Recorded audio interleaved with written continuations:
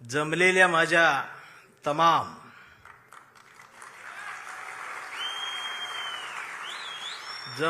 माझ्या तमाम स्वाभिमानी वाघाच्या स्वाभिमानी शिवसैनिकांनो, तुम्हाला मनापासून माझा या सांगली जिल्ह्यातल्या कवठेमंकाळ तालुक्याच्या मातीचा हात जय महाराष्ट्र. मला बोलू दे, मला टाइम दिलाय, त्यात तुम्हीच गिटल्यावर कसं आहे? ह्याच्यामुळेच मी काळा पडले.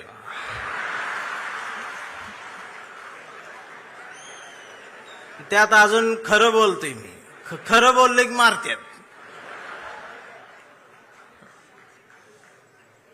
मी आलोय, मी एक नाही अनेक हुंदके घेऊन आलोय. मी आलोय महाराष्ट्रातल्या मराठी मातीचा हुंदका घेऊन. मी आलोय प्रत्येक मराठी मनाचा एक हुंदका घेऊन. मी धाराशिवच्या मातीचा हंबरडा घेऊन आलोय. आणि गावगाड्यावरती पारावरती बसणाऱ्या म्हाताऱ्यांपासून ते नुकत्याच जन्माला आलेल्या पोरांच्या छातीच्या आत असलेल्या हृदयातल्या ठोक्याचा हुंदका घेऊन आलोय. त्या प्रत्येक ठोक्याचं एक गणित आहे महाराष्ट्रात. शिवसैनिक ही या महाराष्ट्राची शान आहे, स्वाभिमान आहे. आणि मी तुम्हाला आधीच सांगतो, मी एक मराठी म्हणून सांगतो, तुम्हाला सगळ्यांना एक विसर पडलाय. शिवसेनेचा जन्म सत्तेसाठी कधीच झाला नव्हता. शिवसेनेचा जन्म इथल्या मराठी माणसाच्या अस्मितेसाठी झाला होता. त्यामुळं कोण गेलं कोण आलं यानं शिवसेना कधी संपली नाही आणि ती कधी संपणारही नाही.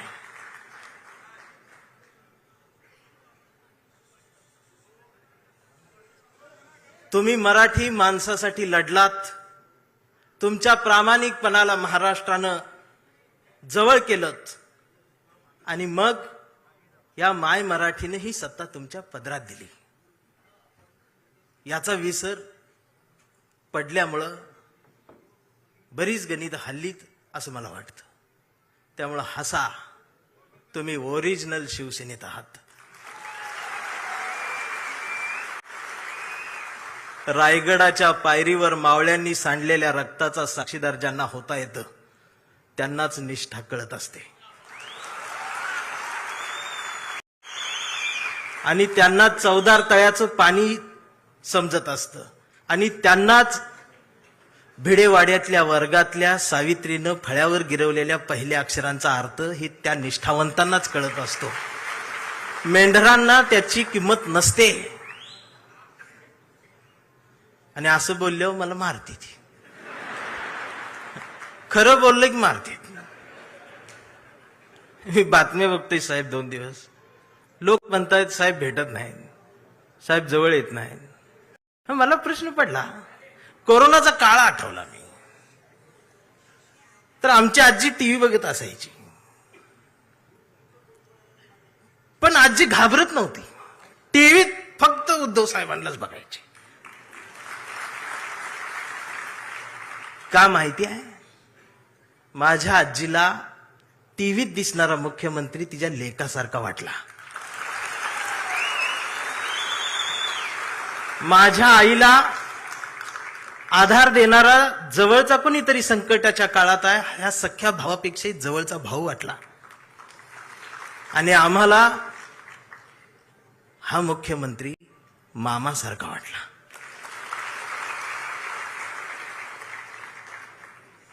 ही न भेटता सुद्धा नाती तयार झाली. आणि तुम्हाला देवेंद्रचं देवा भाऊ होण्यासाठी 1,500 वाटावे लागले.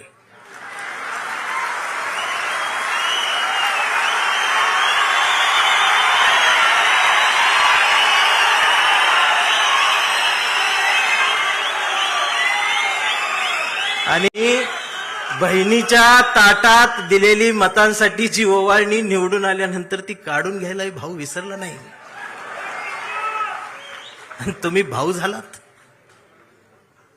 असं बोलल्यावर मला मारते. नाही, ही टीका नाही. माझं त्यांच्यावर बी प्रेम आहे. मी सगळ्यांवर प्रेम करतो. मला ते फार आवडतात, पण ती विरोधी पक्षात असल्यावर जास्त आवडतात. विरोधी बाकावर मला त्यांचं जास्त आवडतं, प्रेम आहे त्यांच्यावर. इकडं आले ती तोडती ती फोडती ती. तोडा फोडा राजकारण करा. या राजकारणाची व्याख्या आता बदलली पाहिजे. माणसं जोडा, घडा आणि मराठी मन घडवा, हे सांगायला मी आलोय. काय आम्ही करून ठेवलंय? भस्म्या झाल्यासारखं काय चाललंय आमचं? एक तर काहीतरी होईल.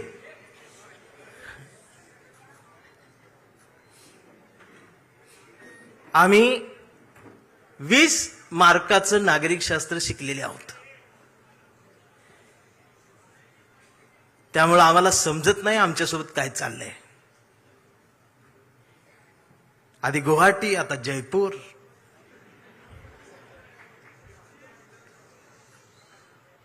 ह्यो मतदान केलेल्या प्रत्येक मतदाराचा अपमान आहे, लोकशाहीचा अपमान आहे, संविधानाचा अपमान आहे.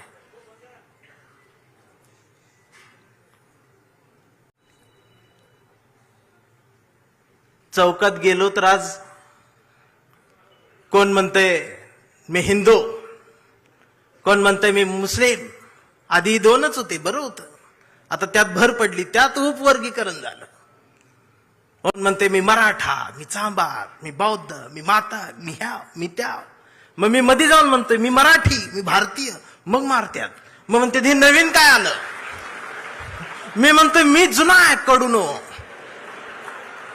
आता हे कडू काही शिवी नाही. कडू ही महाराष्ट्रातलं प्रसिद्ध आडनाव आहे.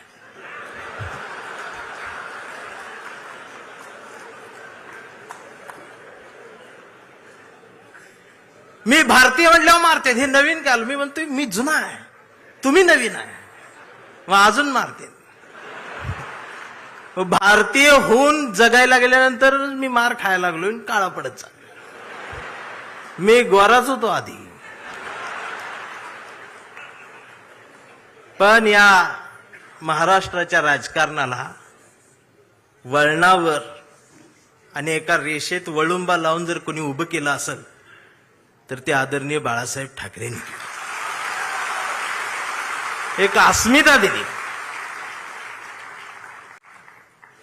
मी सांगू, 2 मैत्रिणी रस्त्यानं निघालेल्या होत्या आणि रस्त्यानं जाता जाता एकीच्या पायाला ठेच लागली. रस्त्यावरचा दगड धारदार होता. तिचा ठेच लागली, तिच्या अंगठ्याचं नख निघालं आणि रक्त भळभळ व्हायला लागलं. पण तिनं अंगठ्याकडे नाही बघितलं, तर दगडाकडे बघितलं आणि हसलीन पुढे निघाली. दुसरीनं बघितलं, म्हणाली वेडे, एवढा मोठा दगड पायाला लागला आणि हसतेस काय? ती म्हणाली जाऊ दे ग, दे सोडून. पुन्हा हसली. ती म्हणाली थांब, चिंदी तरी बांध, दवाखान्यात चल. हसतेस काय? एवढा मोठा दगड पायाला लागलाय. ती हसत म्हणाली दे ग सोडून. तर ती पुन्हा हसत म्हणाली अगं एवढा मोठा दगड पायाला लागलाय तरी सोडून दे कसं काय म्हणतेस? तिनं हसत उत्तर दिलं. ती म्हणाली अगं माहेरच्याच वाटेवरचा दगड होता, त्याचं एवढं वाईट वाटून काय घ्यायचं? म्हणजे माहेरच्या वाटेवरच्या दगडावर प्रेम करणाऱ्या लेकूरवाळ्या माहेरवाशिनी पुरींचा हा महाराष्ट्र झाला. पण सासरवाडीच्या हायवेवर असणाऱ्या खडकावर प्रेम करणारा जावई, महाराष्ट्रात असे जावई 2च झाले. मला बाळासाहेब का आवडतात खरं सांगू, आमच्या निखिल वागळे साहेबांना त्यांनी शेवटची मुलाखत दिली होती. मी ती अधूनमधून सारखी बघतो. आणि वागळे साहेबांनी त्यांना विचारलं, माची आठवण येते, पत्नीची आठवण येते? त्यावर बाळासाहेब जे भाऊक होत आहेत. पत्नीला मा म्हणणारा एवढा कणखर माणूस डोळ्यात पाणावतो आणि खिशातला फोटो दाखवतो. हा एक बाळासाहेब. आणि स्वतःच्या पत्नीवर एवढं प्रेम करणारा दुसरा बाळासाहेब महाराष्ट्रात आला आहे, ते म्हणजे बाळासाहेब आंबेडकर आमचे. हे दोन बाळासाहेब मनाला भावतात. शिवसैनिकांनी या 60 वर्षात खूप काय पाहिलेलं आहे. दोन भावांच्या रात्रभर रडून भिजलेल्या उषा सुद्धा शिवसैनिकांनी पाहिल्या. हृदयाला घाव घातले गेले, टाके तुटले गेले, शिवत राहिले. शिवसेना फाटली नाही, तुटली नाही, ती नेटानं उभीच राहिली. ती उभी राहणारच आहे. आणि मला माझ्याकडे आज बघितल्यानंतर बरेच मला म्हणतील की आज हा इकडं कसा, हा पुरोगामी चेहरा इकडं कसा. होय, मी आहे पुरोगामी, फुलेशाह आंबेडकरवादी, पण मी कट्टर नाही. माझं प्रतिगाम्यांवरती प्रेम आहे. माझं प्रत्येक माणसावर प्रेम आहे. माझं या देशावर प्रेम आहे, भारतावर प्रेम आहे, माय मराठी मातीवर प्रेम आहे. आणि मला फोन कुणाचा आलता माहित आहे? संजय राऊत साहेबांचा फोन आलता.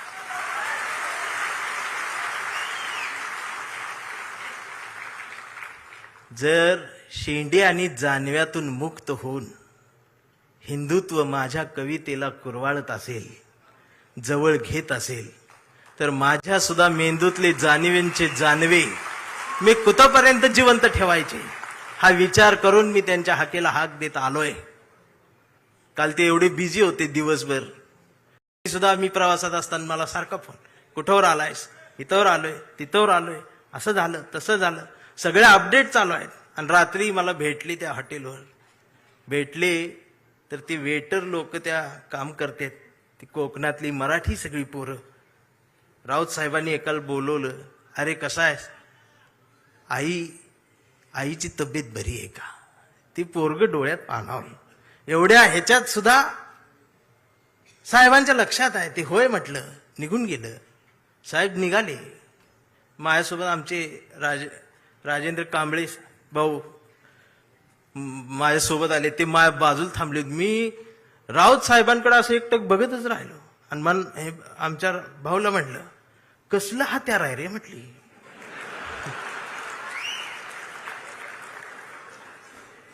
तर आमचं राजाभाऊ म्हटलं, धारदार आहे.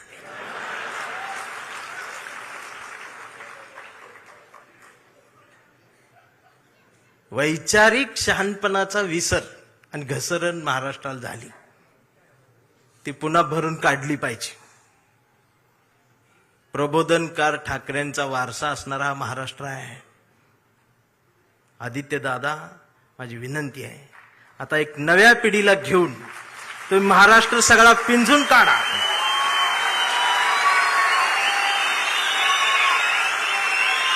मुंबईत काय आहे काय नाही मला माहित नाही, पण मी महाराष्ट्र सगळा एसटीन फिरतोय. एसटीच्या खिडकीतून मी महाराष्ट्र बघतोय. गावगाड्यावरती प्रबोधनकार ठाकरेंनी, बाळासाहेब ठाकरेंनी जे पेरलेलं आहे ते उगवलेलं आहे. त्याला जर त्यांच्या नातवानं पाणी घातलं ना,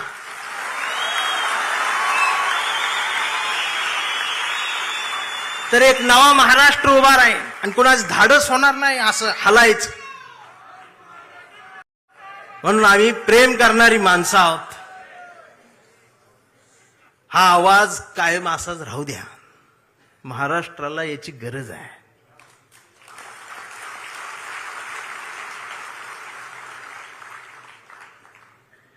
महाराष्ट्राला झाड तोडणाऱ्या माणसांची नाही, झाड वाचवणाऱ्या माणसाची गरज आहे.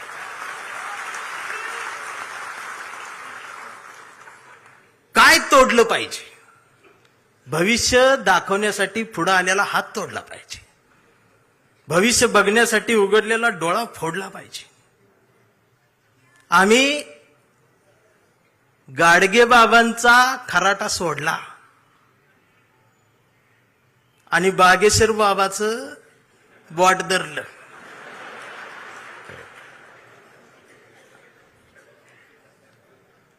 मग बागेश्वर बाबाचं बॉट धरलं की खरात बोट तोडतो.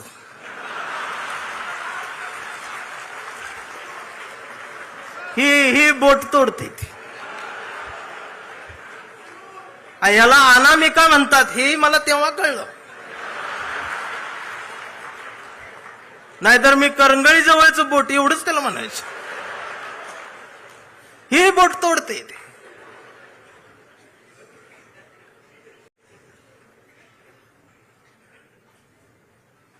ओशनो जल पिले बस. चिंचेतला चिचुका 3 लाखाला इकला त्यानं.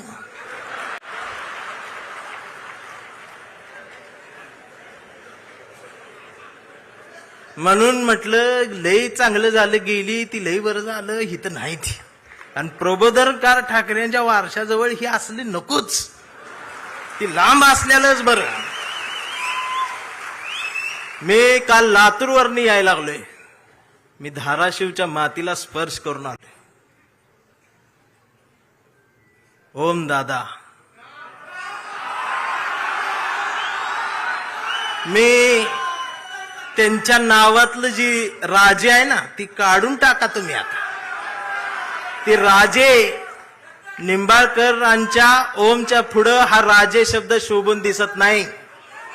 हा राजेचा शब्द आमच्या वाजेंच्या राजाभाऊंला शोभून दिसत असतो. इतरांना त्याचा अंदाज येत नाही.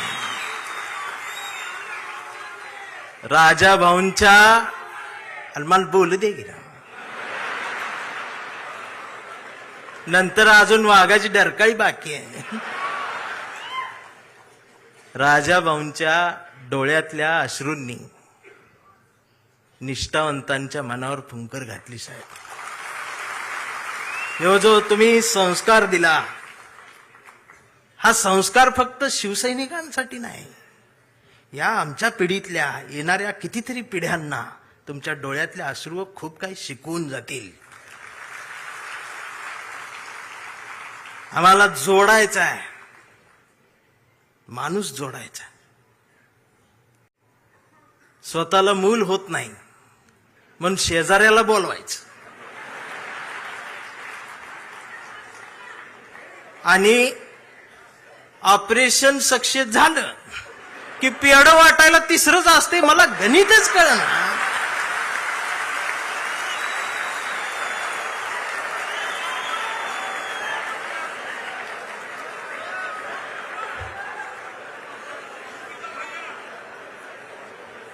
आमच्या अंबादास दानवे साहेब आहेत. माणसं जोडा. शिवसैनिक, भीम सैनिक, मान सैनिक, मराठी सैनिक, हिंदी सैनिक, ही सगळी एकत्रित या मातीला गरज आहे स्वाभिमानाची. मी आता पण इथं मिळालो नसतो, मला तिकडं बोलवलं होतं इंग्लंडला. मी जाणार होतो रावसाहेब, पण ते आनंदात होतो. मला आणि बायकोला दोघांना बोलवलं होतं. लय आनंदात होतो. बायकोन 2 ड्रेस मला शिवलं होतं. आणि ती काय केम्ब्रिजला बोलवलं होतं. ती बायको आमची युट्यूबला रोज केम्ब्रिज टाकून बघायची. ती मला दाखवायची, इथं चहा घेऊ, इथं कॉफी. म्हटलं तू लिहून ठेव, गेल्यावर करू. मी इतका आनंदात होतो, त्या कडूनची भांडणं लागली. कुणाची? अमेरिका, इस्रायल आणि ती इराण. आणि माझा दौरा रद्द. इमानच उडत नाही. अजून काळा पडला. बर, भांडणं त्यांची आणि दंगा इथं. या सोशल मीडिया बघते. बघा, जेव्हा यांच्या घरातला गॅस संपला,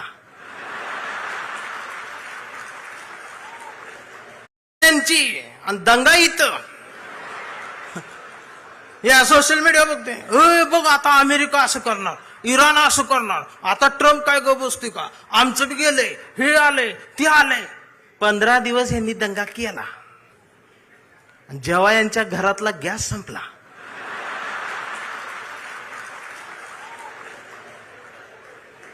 त्यावेळेला बीकॉम झालेली बायको पहिल्यांदाच चुलीजवळ आली. तिला काय चूल पेटना, मग युट्यूबवर चूल बघितली. त्या युट्यूबवर याला फुकणी गावली. मग ह्यानं तिला फुकणी दिली. म्हटलं फुकाय, तर ती डोळ्यातनं बघायला लागली. म्हटलं फुकायचं आहे. मग ती अशी फुकायला लागली, सगळा धूर गेला डोळ्यात. मग तिनं अशी फुकणी याला फेकून मारली, याचा गुडगा फुटला. आणि मग ही लंगडत लंगडत ती गॅसची टाकी घेऊन चौकात आला. चौकात 4 किलोमीटरची लाईन. मग दिवस गेलं. संध्याकाळी 5 वाजता याचा नंबर आला. आणि ती पुढे नंबर आल्यावर संध्याकाळी ती काउंटरवरची मुलगी म्हटली, डीएसी नंबर असेल तरच या. 45 दिवसानंतर बुकिंग होईल, 60 दिवसांनी मिळेल. याच्या लक्षात आलं 60 दिवस गुडगा फुटणार. त्यानं असं डोळं झाकलं, गार वाऱ्याची झुळूक आली. मग यो म्हटला, जगाला युद्धाची नाही, बुद्धाची गरज. कधी चुलीत लाकडं गेल्या. अहो, आमचं उपमुख्यमंत्री शिंदे साहेब सुद्धा टीव्हीवर पहिल्यांदाच नाव घेतलं, कधीच नाव घेतलं नव्हतं बुद्धाचं. ते सुद्धा पत्रकार परिषदेत म्हटले, जगाला युद्धाची नाही, बुद्धाची. बायकोन मला बघितलं, म्हणलं लोक हे काय म्हणतात. मी बघितलं तर ते खरंच म्हणत होते, बुद्धाची गरज आहे. मग मी डोकसं खाजवत म्हटलं, ह्यांच्या बी घरातला गॅस संपलेला आहे.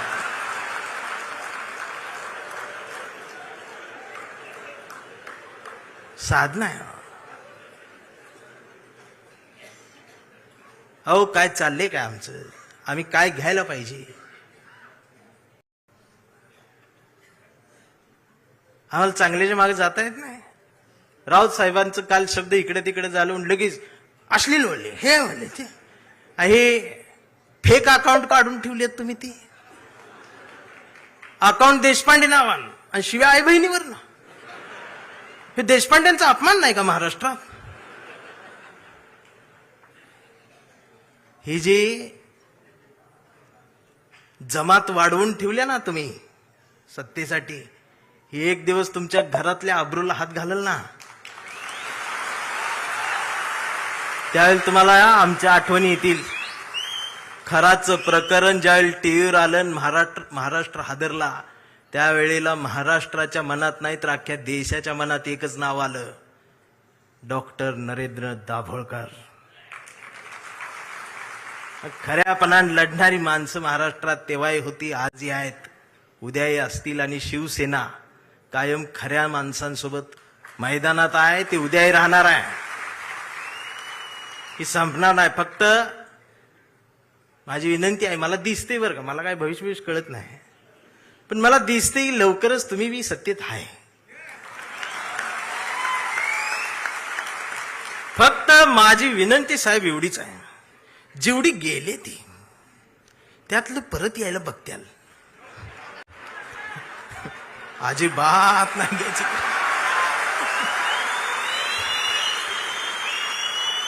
पाया पडतेल येऊन, त्यांचं दुःख आहे हो, त्यांना तुम्ही शिव्या देऊ नका. मला माहित आहे,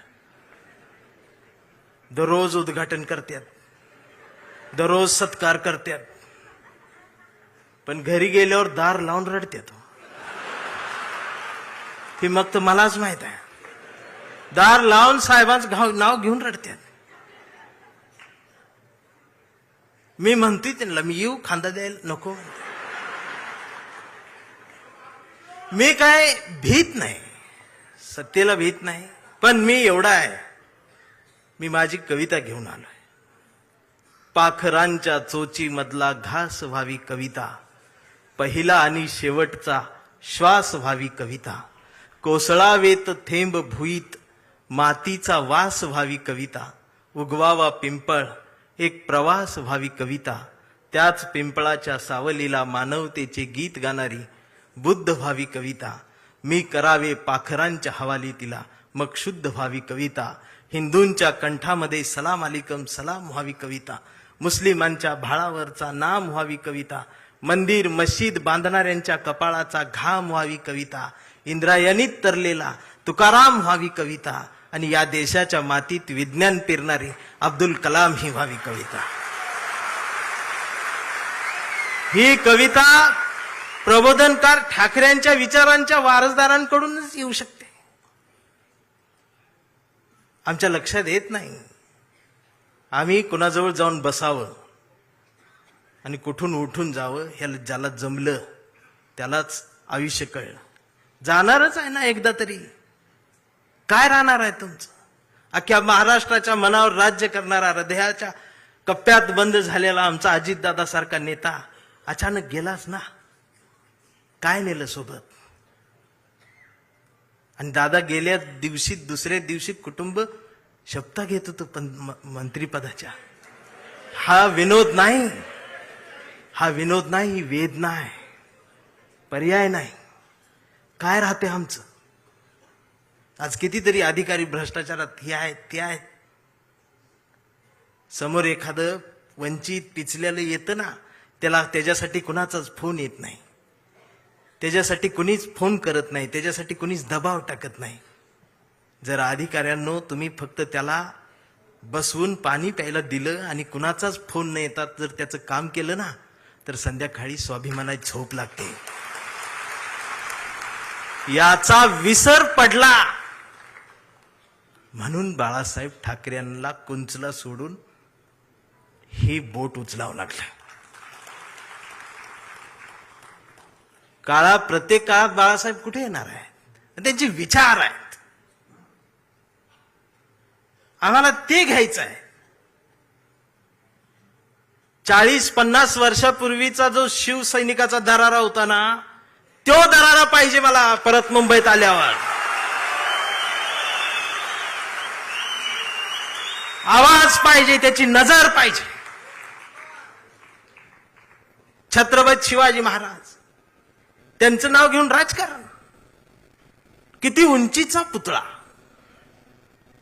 यावर तुमचं प्रेम. ती बी वाऱ्यान पडते आणि मग ती तुकडे होऊन पडतात आणि मग ही आमची लगेच रडते. महाराज पुतळ्यात महाराजांना बघायची सवय लागली. हेच झालं ना आमच्या महापुरुषांच्या बाबतीत. अगदी 4-5 वर्षाસુધી महाराष्ट्रात सकाळ आली, शुभ शिव सकाळ, भगवा झेंडा आला असा. मी डोकसं खाजवत म्हटले, ही सकाळ कुठनं आली? म्हणजे आता महाराज येणार, उठा, आपली सकाळ झाली. मी कुणाला तरी चिडवण्यासाठी होती. मग दुसऱ्यानं बघितलं, ते म्हटलं त्यांची झाली, आपली कधी? हे म्हटलं कर आपली. मग निळा झेंडा, शुभ भीम सकाळ, 11 वाजता.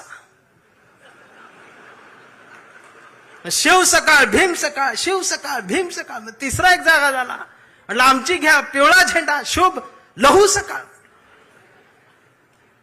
या सकाळ आल्या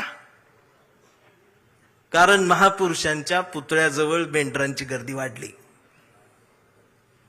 ही पुतळ्याजवळ वाढलेली मेंढरांची गर्दी जोपर्यंत पुस्तकांजवळ, विचारांजवळ येणार नाही, तोपर्यंत यांना काय कळणार आहे? रात्रीचे 1:30 वाजता आमदार शिव्या देते फोन करून त्या प्रकाशकाला. मी ऐकली ती ऐकली. 8 मिनिटात 36 शिव्या आहेत. स्ट्राईक रेट काढला तर 400चा आहे ते.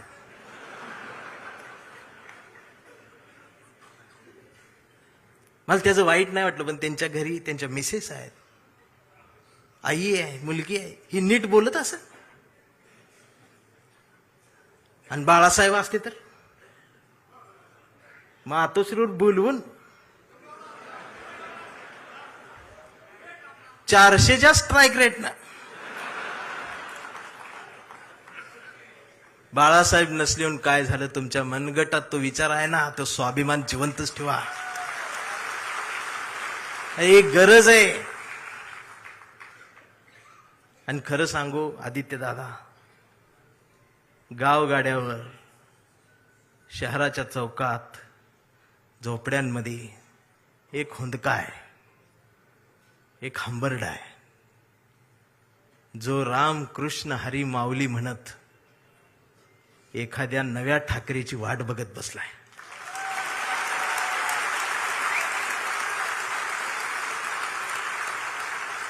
आणि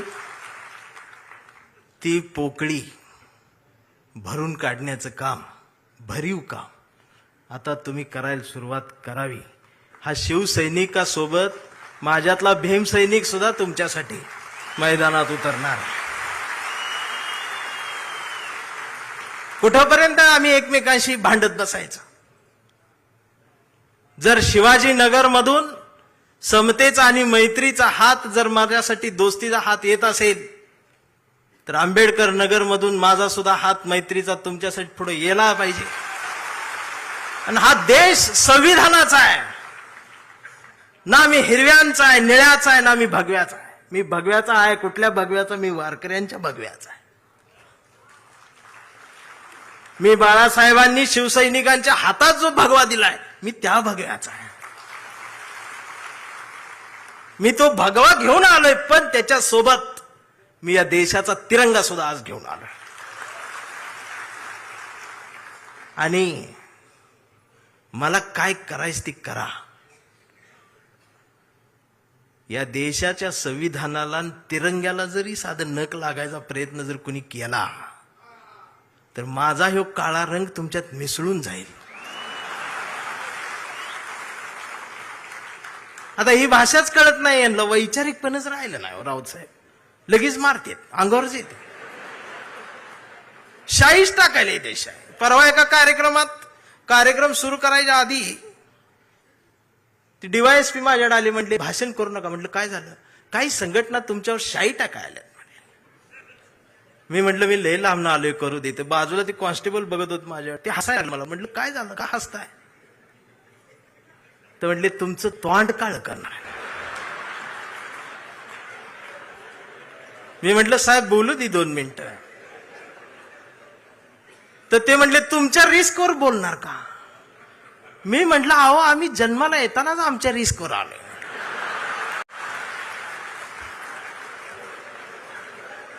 मी भाषणाची सुरुवात केली, म्हटलं जे कोणी शाई टाका आलेत त्यांना विनंती एवढी आहे, म्हटलं तुम्ही चुना आणा, अजून काय काळ करणार. हे जी घसरण झाल्या आमच्या शहाणपणाची, मी या मराठी मातीचा सांगावा घेऊन आलोय तुमच्यासाठी की तुमची गरज महाराष्ट्राला आहे. आणि महाराष्ट्र फक्त तुमचा आहे. मी आता जास्त वेळ घेणार नाही, कारण आता डरकाळ्या ऐकायच्या आहेत. मी कविता घेऊन थांबणार आहे, ज्या कवितेसाठी मला साहेबांनी बोलवले. त्या कवितेत तुडवा ऑपरेशन आहे. कविता आहे कांबळे. आता हा कांबळे कुठल्या एका जातीचा नाही, हा कांबळे भारतीय आहे, हा कांबळे मराठी आहे, हा कांबळे अस्मिता आहे, हा कांबळे स्वाभिमान आहे, हा कांबळे काय काय त्रास होत जातो त्याची कविता आहे. हा कांबळे शेंडीतून जानव्यातून मुक्त येऊन प्रबोधनकारांच्या जवळ आलेला आहे, फुलेशाह आंबेडकरांच्या जवळ आला, असा हा स्वाभिमानी आहे. की आमचा कांबळे लय हुशार, हे कधीच नाही रडला, नुसताच कांडला करून. कांबळे शाळेत गेला, मास्तरनं फळ्यावर सरस्वती काढली. कांबळे शाळेत गेला, मास्तरनं फळ्यावर सरस्वती काढली, पण कांबळेनं पाटीवर सावित्री काढली. मग मास्तरनं चिडून कांबळेला असा तुडवला, असा तुडवला, असा तुडवला, पण कांबळे नाही रडला, नुसताच कांडला करून. कांबळे वयात आला, विशीत आला, मिशीत आला, कांबळे गुलाबी झाला आणि तिच्या प्रेमात पडला. मग तिनं विचारली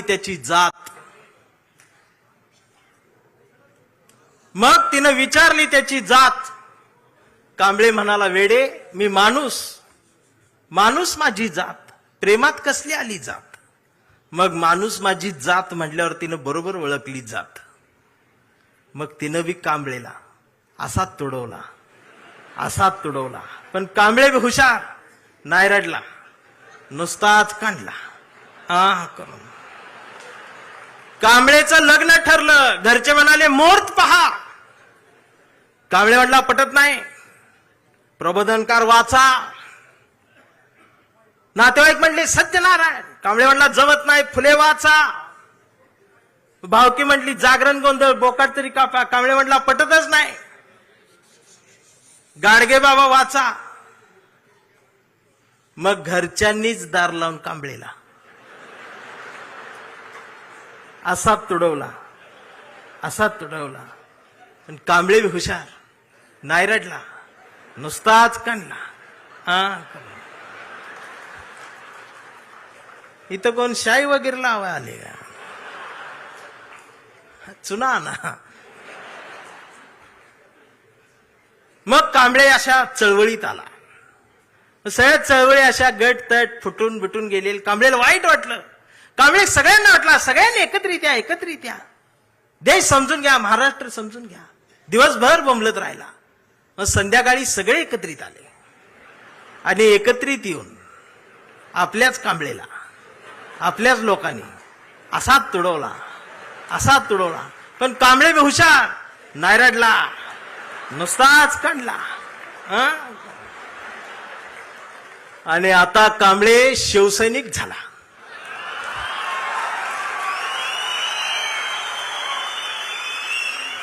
आता कांबळे शिवसैनिक झाला, शहाणा झाला, आमदार झाला, खासदार झाला, मंत्री झाला. मग त्याला फोडायसाठी सापळा रचला. त्याला बुलवून बुलवून घेतलं, कांबळे नाही गेला. तो ऐकत नाही म्हणून त्याला मग जेलमध्ये टाकला. तिथं सुद्धा ईडीनं त्याला असा तुडवला. पण कांबळे तिथं बी नाही रडला, नुसताच कानला. आणि असा भगवा फडकवत जेलमधनं बाहेर आला. अरे महाराष्ट्राच्या इतिहासातला सुवर्ण अक्षरांनी सोनेरी अक्षरांनी लिहिणारा जाणार तो इतिहास आहे. तो शिवसैनिक ज्या वेळेला न झुकता बाहेर आला ना, तेव्हा नाद नाही आमच्या रावसाहेबाला, नादच नाही. आता कांबळे वयस्कर झाला. त्याच्या परवा ते सोशल मीडियावर येडं झालेले. ते सोशल मीडियावर कोण आहे? निसर्ग चित्र येतं, त्याच्यावर लिहिलेलं असतं 70% डोळे बारीक करा. हे बारीक करतात आणि त्याच्यात येतं स्वामी दिसले पाया पडते. तो 70% डोळे बारीक करून स्वामी बघणाऱ्यांची जमात वाढली साहेब.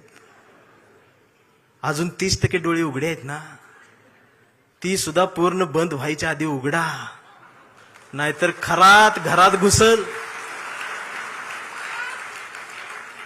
आणि असं बोलल्यावर मला मारती. परवा कांबळेच्या मुलानं मोबाईल बघत अर्धा डोळा बारीक करत कांबळेला विचारलं, डॅडा महाराष्ट्र म्हणजे काय डॅडा? स्वाभिमान म्हणजे काय डॅडा? प्रबोधनकार ठाकरे कोण होते डॅडा? फुले शाहू आंबेडकर कोण डॅडा? आणि शिवाजी महाराज खरंच जन्माला आले होते डॅडा? आता मात्र कांबळे पेटला. अरार म्हटला, गावभर पेरलं आणि घरातच नाही उगवलं. म्हणून त्यानं दार लावून पोरालाच असा तुडवला, असा तुडवला. पण चिरंजीव कांबळे हुशार, तो पण नाही रडला. तो दोनदा काढला करून. मग याच्या लक्षात आलं डीएनए मधनं ही डबल जात. विचार ही स्वाभिमानातनच द्यायला लागत असतात. आणि आता कांबळे वेडा झालाय. कांबळे वेड्यांच्या दवाखान्यात आहे. व्यवस्थेने त्याला वेडा ठरवलंय.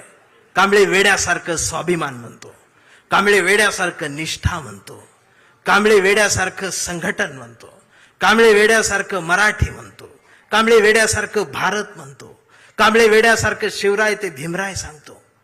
पण डॉक्टर सुद्धा कांबळेला शॉक देऊन तुडवतायत. पण कांबळे नाही रडत, तो नुसताच कंथी करून. हा कांबळे जोपर्यंत जिवंत आहे तोपर्यंत शिवसेना जिवंत राहणार आहे. हा कांबळे जोपर्यंत जिवंत आहे तोपर्यंत बाळासाहेब ठाकरे, फुले, शाहू आंबेडकरी, मराठी माती, मराठी माणूस जिवंत राहणार आहे. एवढाच सांगावा घेऊन आलो होतो. जागर राहावा, दिवसा बी जागर राहावा, रात्री बी जागर राहावा, आणि पुन्हा तो दरारा मला पाहिजे. आणि आदित्य दादा, माझ्या कवठेमंकाळच्या मातीचं तुम्हाला सांगणं आहे की आता तुम्ही या मैदानात, म्हणजे तुम्ही तसं मैदानात आहेच. या मित्रांनो, हे होते नितीन चंदनशिवे. शिवसेनाच्या पक्षाच्या वर्धापन दिनानिमित्त त्यांचं हे झालेलं भाषण अत्यंत महत्त्वाचं आहे. आपण काही कोणत्याही पक्षाचे समर्थक किंवा विरोधक नाहीत, परंतु नितीन चंदनशिवे यांचं हे भाषण अत्यंत प्रभावी आहे आणि हे तुमच्यापर्यंत पोहोचावं यासाठी टाकलेला हा व्हिडिओ. आपण केवळ संविधानाच्या बाजूने आहोत. रामकृष्ण हरी. जय जगद्गुरू. जय शिवराय. जय भीम.